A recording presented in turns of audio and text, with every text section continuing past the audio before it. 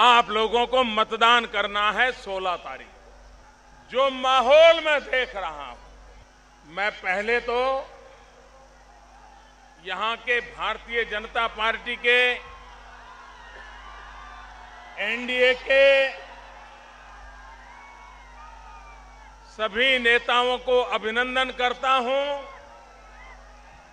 कि उन्होंने इतने बड़े मैदान में सभा करने की हिम्मत की है। और मैं उधर दूर भी लोगों को खड़े हुए देख रहा हूं, उधर भी देख रहा हूं, वहां किनारे तक लोग भरे पड़े हैं। यहां भी वही हाल है। भाइयों बहनों, मैंने लोकसभा में भी चुनाव की सभाएं बिहार में की थी, लेकिन ऐसा माहौल लोकसभा के समय भी मुझे देखने को नहीं मिला था। जिस प्रकार से जनता जनार्दन इस चुनाव में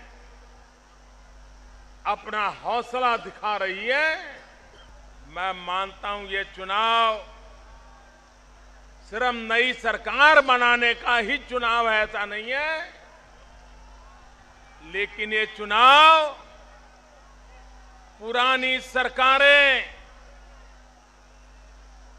जिन्होंने बिहार को बर्बाद कर दिया, उनको सजा देने का भी चुनाव है, ऐसा लग रहा है। यहां के मतदाता उन लोगों को सजा देने का संकल्प कर लिया है जिन्होंने बिहार को तबाह करके रख दिया है। और इसलिए 16 तारीख को आप ही हिंदुस्तान की सुप्रीम कोर्ट हो, आप ही हिंदुस्तान के न्यायाधीश हो, आप ही बिहार के न्यायाधीश हो। आपको ही 16 तारीख को बटन दबा करके गुनहगारों को सजा देने का फैसला आपके हाथ में। इस चुनाव में एक तरफ महास्वार्थ बंधन है और दूसरी तरफ एनडीए है। भाइयों बहनों, आप मुझे बताइए, ये महास्वार्थ बंधन, इसको आप भली भांति जानते हैं क्या? ये महास्वार्थ बंधन में कौन कौन है? एक है कांग्रेस, दूसरे हैं लालू जी, तीसरे हैं नीतीश कुमार।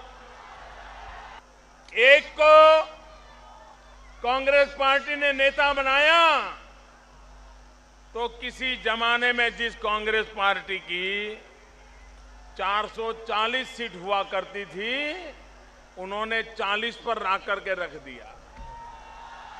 दूसरे हैं लालू जी।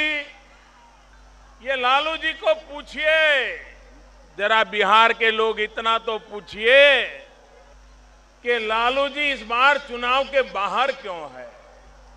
उन्होंने ऐसा तो क्या किया कि हिंदुस्तान की न्यायालय ने, कोर्ट ने, न्यायतंत्र ने उनको बिहार की राजनीति से बाहर कर दिया, चुनाव लड़ने से उनको रोक दिया। क्या किया था? क्या किया था? क्या किया था? क्या किया था? जरा बिहार की जनताओं को बताओ तो सही। जरा मीडिया के लोग उनको सवाल पूछने की हिम्मत तो दिखाओ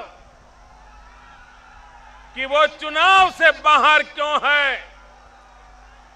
उनका चुनाव लड़ने का अधिकार किसने छीना? कौन सा गुनाह किया था, कौन सा पाप किया था कि जिसके कारण भारत के न्याय तंत्र को उनको बाहर कर देना पड़ा? लेकिन वो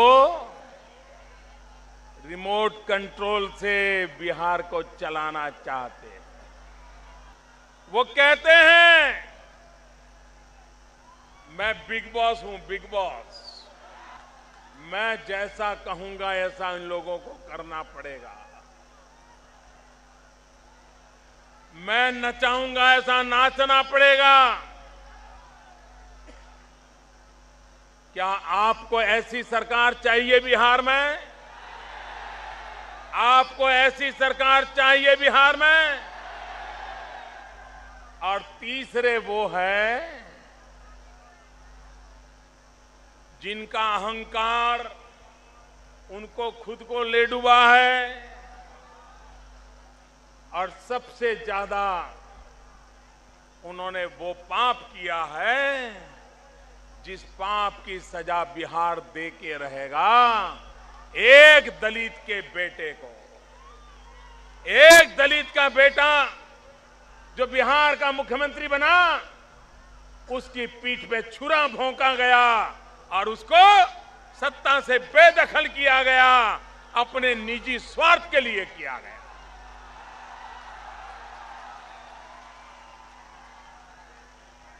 उन्होंने जंगल राज के खिलाफ लड़ाई लड़े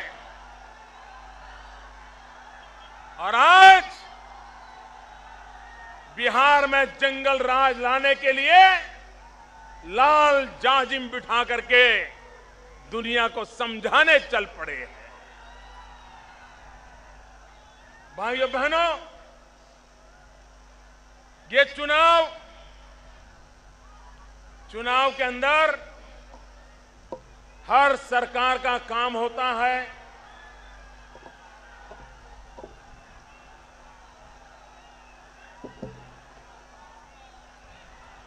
नौजवान अब आगे आने की जगह ही नहीं है भैया, मैदान छोटा पड़ गया है, मैं क्या करूं।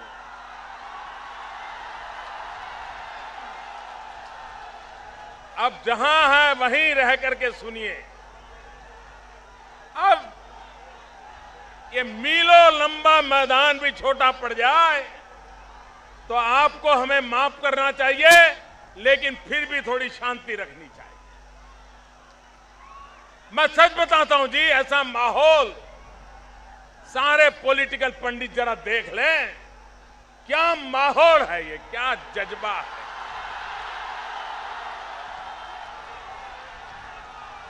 सासाराम को कहां से कहां ले जाने का फैसला कर लिया है लोगों ने, ये दिखाई देता है।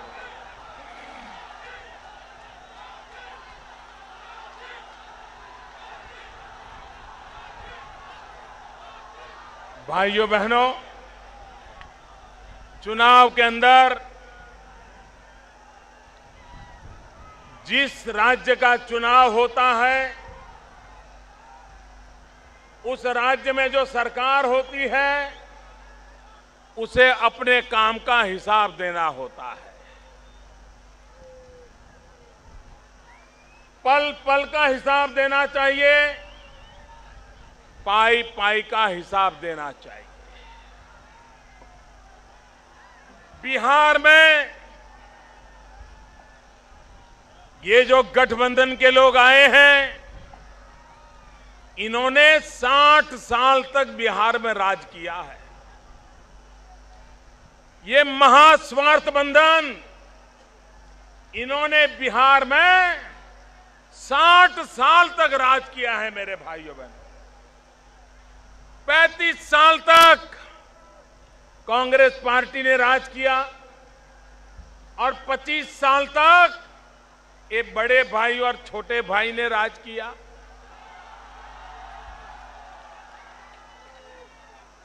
और ये तीनों ऐसे हैं, जरा कमाल देखिए, याद कीजिए इनको। ये तीन लोग कौन हैं? ये तीनों लोग वो हैं जो कभी ना कभी एक दूसरे के खिलाफ लड़ाई लड़ते रहे हैं, एक दूसरे के पैर काट रहे हैं, एक दूसरे का गला काटते रहे हैं, हर चुनाव में एक दूसरे को गाली देते रहे हैं। वे अचानक क्यों इकट्ठे हो गए भाई? कभी बिहार के इश्यू को लेकर के तो एक नहीं हुए, कभी इकट्ठे होकर के मनमोहन सिंह जी की सरकार थी तब भी बिहार के लिए नहीं गए। कभी इकट्ठे होकर के मैं जब से दिल्ली में बैठा हूं मेरे पास भी इकट्ठे होकर के नहीं आए। तो इकट्ठे कब आए? कुर्सी के लिए इकट्ठे आए, कुर्सी के लिए इकट्ठे आए भाइयों। और इसलिए मेरे भाइयों बहनों, ये स्वार्थ बंधन है, कुर्सी का स्वार्थ है, इसलिए ये चुनाव में इकट्ठे होकर के आए हैं। अब उनका जिम्मा है कि इस चुनाव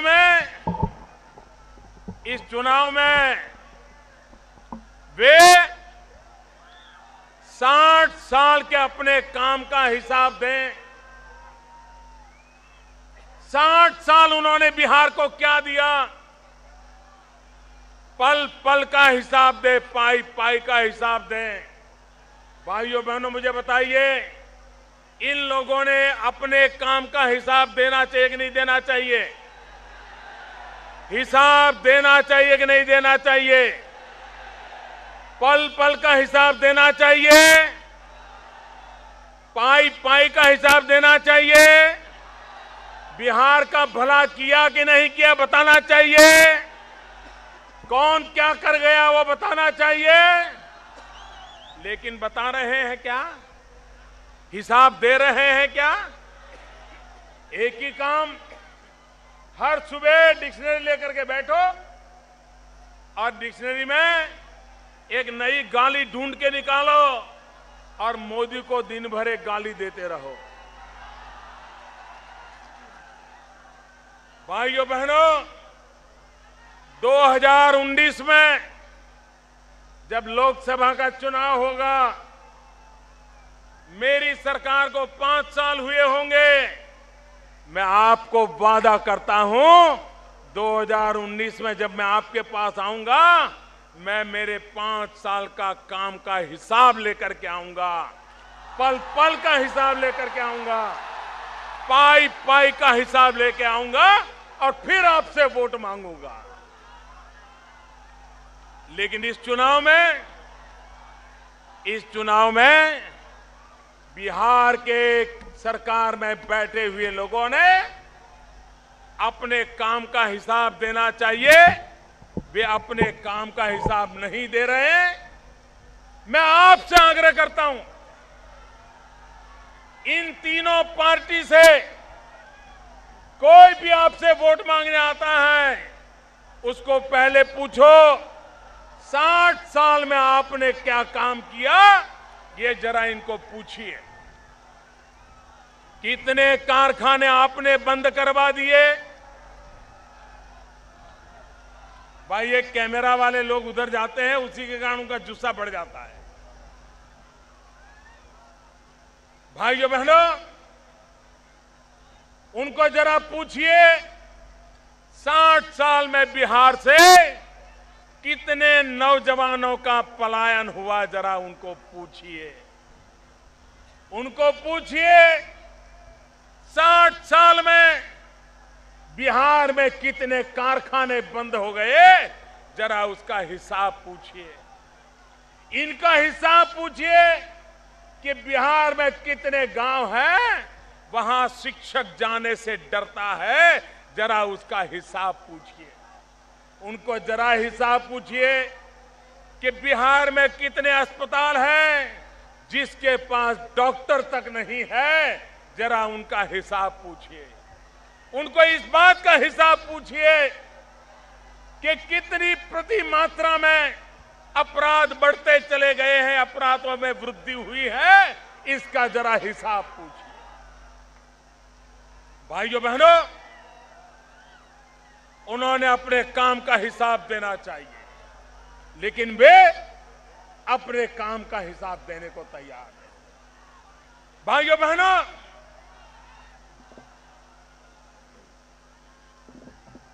पहले तो कोई जंगल राज की बात बताता था तो कम से कम ये जंगल राज वाले लोग थोड़े शर्माते थे। नीची मुंडी रखते थे। जनता जवाब सवाल पूछे तो भाग जाते थे। इन दिनों तो स्थिति ऐसी है कि खुद होकर के जंगल राज पर भाषण दे रहे हैं। ये इनकी हिम्मत देखिए। उन्होंने ठान ली है कि जंगल राज हो जाना ये गुनाह नहीं है, ये उन्होंने ठान ली है। क्या बिहार को फिर से जंगल राज बनने देना है? जंगल राज आने देना है? हमें जंगल राज चाहिए। भाइयों बहनों, अब बिहार को विकास राज की जरूरत है, विकास राज की जरूरत है। और इसलिए मैं आपके पास आया हूं बिहार की जनता को बताने के लिए कि आप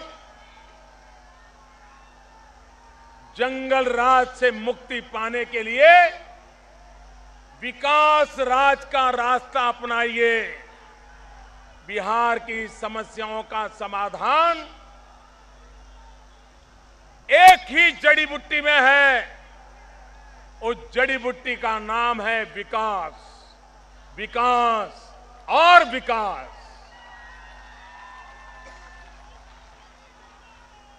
और इसलिए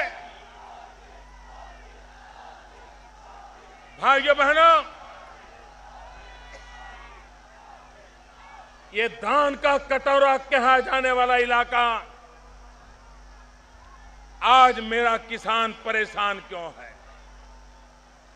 यहां जो सरकार बैठी है उनको उनकी सूंद लेने की फुर्सत नहीं है भाइयों।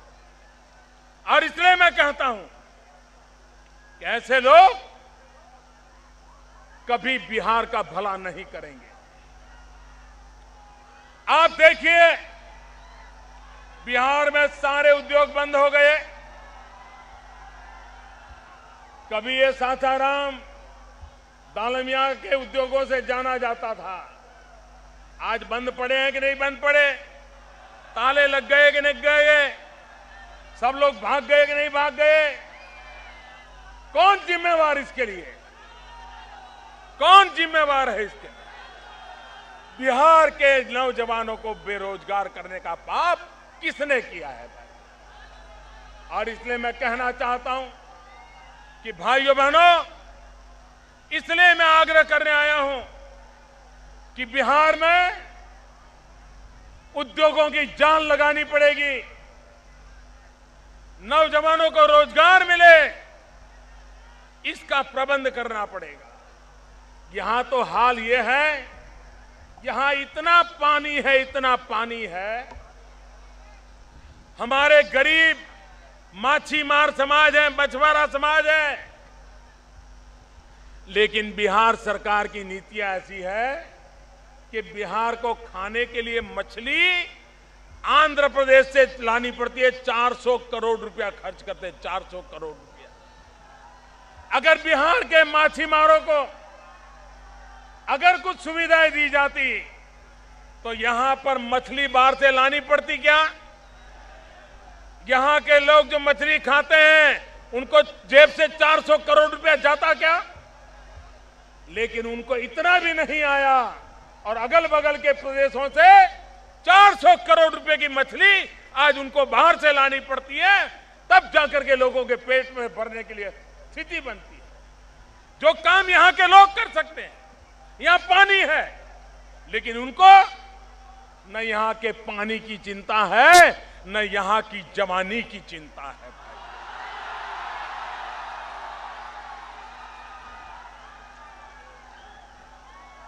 इनका तो एक ही उद्योग है, एक ही उद्योग, और वो उद्योग क्या है?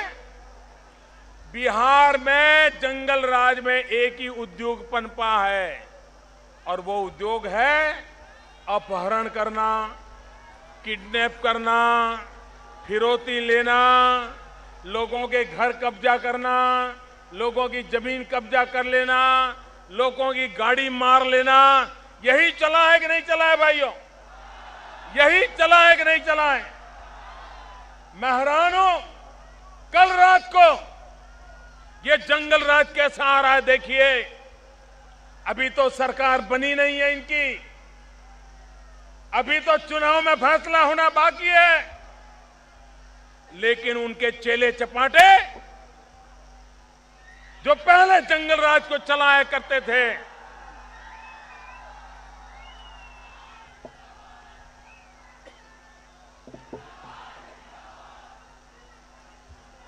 कल रात को पटना में, बिहार की पाट नगरी में एक पुलिस अफसर को गोली मार दी गई। मुझे बताइए भाइयों बहनों, जिस बिहार में पुलिस अफसर को सुरक्षा नहीं है, वहां सामान्य मानवी को रक्षा कहां से होगी भाइयों? कहां से होगी? ये जंगल राज के आसार है, ये जंगल राज के संकेत है। जनवरी महीने से जुलाई महीने तक 4000 अपहरण की घटनाएं हुई है। 4000। भाइयों बहनों, आने वाले दिनों में त्योहार आएंगे। इन त्योहारों में दुर्गा उत्सव होगा, रामलीला होगी, विजयादशमी होगी। जब जंगल राज का जमाना था, कोई बहन बेटी शाम के अंधेरे में दुर्गा के दर्शन के लिए जा नहीं पाती थी, रामलीला देख नहीं पाती थी। विजयादशमी के पर्व पर नई गाड़ी खरीदनी हो, नहीं खरीदते थे, सोचते थे शायद बगल बगल में किसी नेता को पता चल गया तो हफ्ते भर में गाड़ी उठवा ली जाएगी, गाड़ी भी जाएगी, पैसे भी जाएंगे। भाइयों बहनों, ऐसे दिन फिर से लाने हैं क्या?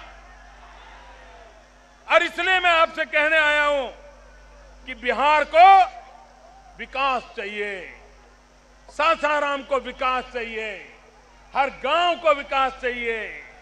हमारी सरकार गरीबों के कल्याण के लिए काम कर रही है, गरीबों के कल्याण के लिए काम कर रही है। और इसलिए मैं कहने आया हूं, हमने सपना देखा है 24 घंटे बिजली पहुंचाने का। आज बिहार में बिजली होती तो कारखाने लगते कि नहीं लगते? बिहार में बिजली होती तो कारखाने लगते कि नहीं लगते? अगर बिहार में बिजली होती तो बच्चों की अच्छी पढ़ाई होती कि नहीं होती? लेकिन बिजली देने का वादा करके उन्होंने वादा नहीं निभाया। याद करो ये मुख्यमंत्री आपके, उनका अहंकार इतना है, जवाब देने को तैयार नहीं है।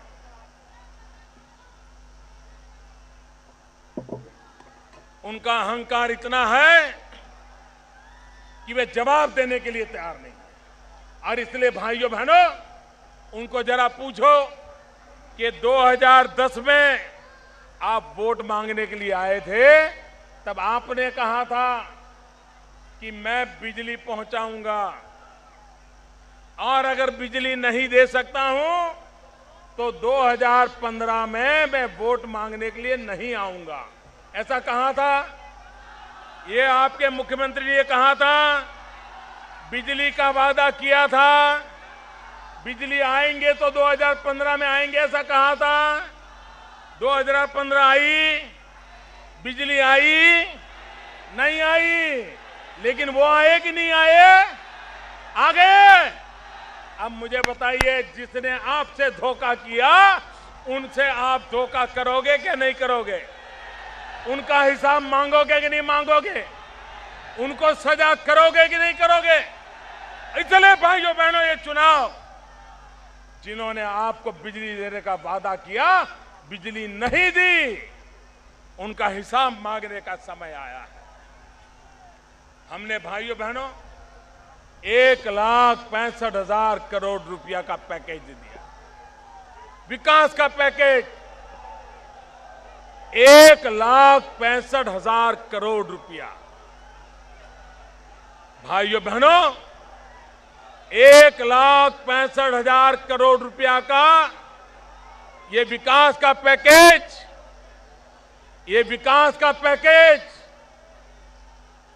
बिहार के नौजवानों का भाग्य बदलने वाला है। ये विकास का पैकेज बिहार के नौजवान पूरे हिंदुस्तान के भाग्य बदल देंगे, ये ताकत रखता है भाई। और इसलिए आज मैं आपके पास आया हूं। आज देखिए, बिहार में से पढ़े लिखे नौजवान हिंदुस्तान के सभी राज्यों में हैं, सरकार में हैं, बड़े बड़े पदों पर हैं। और बिहार के नौजवान जिस राज्य में गया, जहां उसको सेवा करने का मौका मिला, उस राज्य को बिहार का नौजवान नई ऊंचाइयों पर ले गया, नई ऊंचाइयों पर ले गया, उस राज्य का विकास किया। लेकिन बिहार के अंदर ऐसी सरकारें मिली कि इन नेताओं के कारण बिहार के नौजवान की ताकत का कोई उपयोग नहीं हुआ, यहां की सरकारी मशीनरी का अच्छा उपयोग नहीं हुआ। आज देखिए बिहार का हाल क्या है। पूरे देश में प्रति व्यक्ति आय में बिहार आज देश में 29वें नंबर पर बैठा हुआ है, 29वें नंबर पर। उसी प्रकार शिक्षा, बिहार पूरे देश में शिक्षा में 29वें नंबर पर बैठा हुआ है। प्रति व्यक्ति विद्युत की खपत, प्रति व्यक्ति बिजली की खपत बिहार 29वें नंबर पर है। शुद्ध पीने का पानी ये मुहैया करने में बिहार हिंदुस्तान में 26वें नंबर पर बैठा है। ग्रामीण क्षेत्रों में टेली डेंसिटी में बिहार 28वें नंबर पर बैठा है हिंदुस्तान में। रोजगारी निर्माण करने के मामले में बिहार देश में 20वें नंबर पर बैठा है, 20वें नंबर पर। कोई ऐसा मापदंड नहीं है जिसमें बिहार हिंदुस्तान के सामने सीना ठोक करके खड़ा हो जाए।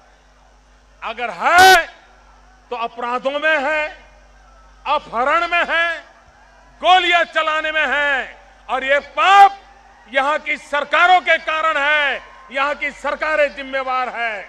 और इसलिए भाइयों बहनों, बिहार को बर्बाद करने वालों को सजा देने के लिए इस चुनाव में मैं आपकी मदद मांगने आया हूं।